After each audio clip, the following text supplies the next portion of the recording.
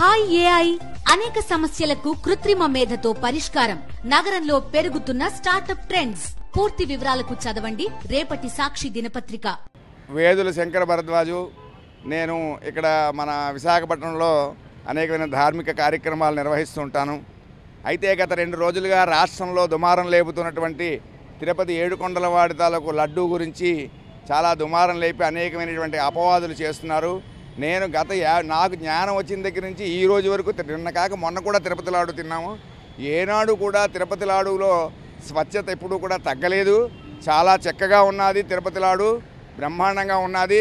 నాకు గతంలో పీవీఆర్కే ప్రసాద్ గారు విశాఖపట్నం వచ్చినప్పుడు ఒక సందర్భంలో శ్రీభాష్యం అప్పలాచార్య స్వామి వారి తాలూకు ప్రసంగం వింటున్నప్పుడు ఆయన నా పక్కన కూర్చున్నప్పుడు తిరుపతి గురించి చెప్పినప్పుడు తిరుపతిలో కూడా క్వాలిటీ కంట్రోల్ చాలా చక్కగా ఉంటుంది.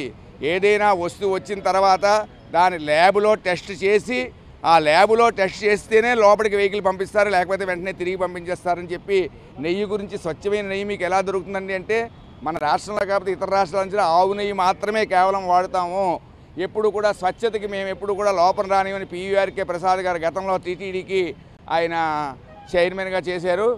అయితే ఈ విధంగా జరుగుతున్నప్పుడు ఇప్పుడు నేను చంద్రబాబు నాయుడు గారిని కానీ ఈ కూటమి ప్రభుత్వాన్ని కానీ అడిగేటువంటి ప్రశ్న ఒకటే, ఈ విషయం మీ దృష్టికి ఎప్పుడు వచ్చింది? భారతీయ జనతా పార్టీ భానుప్రకాష్ రెడ్డి నోటుకొచ్చినట్టు మాట్లాడుతున్నారు కదా, 5 ఏళ్ల బట్టి జరుగుతోందని చెప్తున్నాడు. అధికార ప్రతినిధి భారతీయ జనతా పార్టీ అంటాడు. కానీ 5 సంవత్సరాల బట్టి జరిగితే విశ్వ హిందూ పరిషత్ వాళ్ళు ఏమైపోయారు? ఈ 5 ఏళ్ల బట్టి విశ్వ హిందూ పరిషత్ వాళ్ళు ఎక్కడ లేరా ఆంధ్రప్రదేశ్లో? అలాగే భారతీయ జనతా పార్టీ వాళ్ళు లేరా? రామతీర్థాల్లో ఒక విగ్రహానికి ఏదో ఎవడో రాయిచ్చి కొడితే నానా యాగి చేసినటువంటి విశ్వ హిందూ పరిషత్తు, భారతీయ జనతా పార్టీ, ఈ తెలుగుదేశం ప్రభుత్వం వీళ్ళందరూ కూడా ఇప్పుడు ఆనాడు అంత యాగి చేసిన వాళ్ళు తిరుపతిలో 5 సంవత్సరాలుగా అక్రమం నిజంగా జరిగి ఉంటే మీరు ఎందుకు చెప్పలేదు? మీ దృష్టికి ఎప్పుడు వచ్చింది? తెలుగుదేశం కూటమి ప్రభుత్వం 100 రోజులు అయిన తర్వాత విజయవాడ తాలూకు మునిగిపోయింది, రాజధాని మునిగిపోయిందని ప్రజలందరూ చూస్తుంటే వాళ్ళ దృష్టిని మరల్చడానికి ఈవేళ తిరుపతి లాడులో జంతు కొవ్వులు ఉన్నాయని చెప్పి ప్రజలని, భక్తులని, యావత్ భారతదేశము కాదు ప్రపంచవ్యాప్తంగా ఏడుకొండల వెంకటరమణమూర్తికి భక్తులు ఉన్నారు. భక్తుల మనోభావాలను దెబ్బతీస్తున్నారు. దేవుడితో పెట్టుకున్నటువంటి వాళ్ళు కూడా ఎవ్వరూ కూడా బాగుపడిన దాఖలాలు లేవు.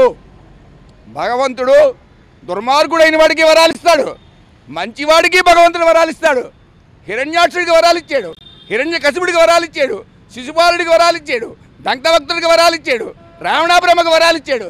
కానీ నువ్వెంత నేనెంత అని చెప్పి భగవంతుడి మీద తిరగబడినప్పుడు నరసింహస్వామి అవతారంలో వచ్చి హిరణ్యాక్ష హిరణ్యకశిపుల్ని కూడా నాశనం చేసినటువంటి చరిత్ర భారత భాగవత రామాయణాలు మనం చదివాం. కాబట్టి భగవంతుడిని రాజకీయం చేయొద్దని నేను నమస్కరించి చంద్రబాబు నాయుడు గారిని కోరుకుంటున్నాను. ఎందుకంటే మీకు రాజకీయాలు చేసుకోండి, మీరు ఏమన్నా మాట్లాడుకోండి, కానీ భగవంతుడితోటి రాజకీయం చేస్తే రాబోయే రోజుల్లో ఏమవుతుందో మీరే చూస్తారని చెప్పి నేను చెప్తున్నాను. నా పేరు వేదుల శంకర భరద్వాజ్. నేను విశాఖపట్నంలో అనేకమైనటువంటి ధార్మిక కార్యక్రమాలు నిర్వహిస్తున్నాను, యజ్ఞయాగాలు చేస్తున్నాను. అంచేత నేను ఈ విషయాన్ని ముఖ్యమంత్రి గారి దృష్టికి చెప్తున్నాను. ఎందుకు మీరు చాలా విషయాలు ఉన్నాయి మీరు మాట్లాడవలసినవి. అక్కర్లేని విషయం భగవంతుడి గురించి నిజంగా మీకు తెలిస్తే సుప్రీంకోర్టు జడ్జి చేత ఒక ఎంక్వైరీ వేయండి, సిబిఐకి కేసు అప్పగించండి, ఎక్కడ లోపం జరుగుతుందో చూడండి. అంతేగాని నోటికొచ్చి ఆధారాలు లేని మాటలు మాట్లాడి ప్రజల దృష్టిని మళ్లించవద్దు. మీరు మీ రాజధాని కార్యక్రమాలు నుంచి ప్రజల దృష్టి మళ్లించాలని ఈ కార్యక్రమం చేయడం అనేది భావ్యం కాదు.